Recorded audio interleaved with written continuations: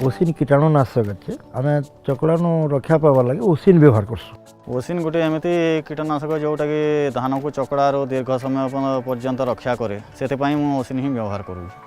ओसिन दौचु 2-3 वर्ष है भल रिजल्ट अच्छी।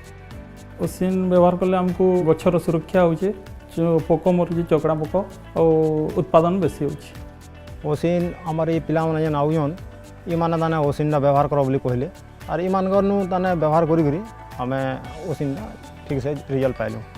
चकड़ा न मजन से गछटा स्ट्रंग रोजे और ताने धान केणाटा भी ना झड़बार ताने केणाटा भल से पाची हुए और धान ओजन भी आउजे।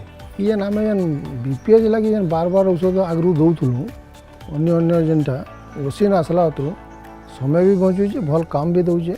बाकी कौन हो अन्य कंपनी औषध से लगे पर मरा जाए किंतु एटा लगे पूर्वर मरा जाए से हमको असुविधा हो 4-5 बुर लेबर प्रॉब्लम भी हो इटा जेनटा हो ओशिन बुले मारे भल कंट्रोल रोचे आउ रिजल्ट भी भल अच्छे।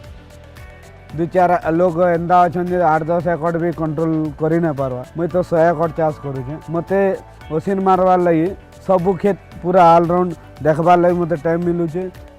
ओशिन व्यवहार करी मोर फसल बचे भल आमदानी होचे जमती मुई खुश अच्छे मोर परिवार भी खुश अच्छे। आउ अन्य चाषी भाई मान को मुझे कहमी जे से भी ओशिन व्यवहार कले से भी फसल सुरक्षित रहा से भल 2 पैसा आमदानी करें।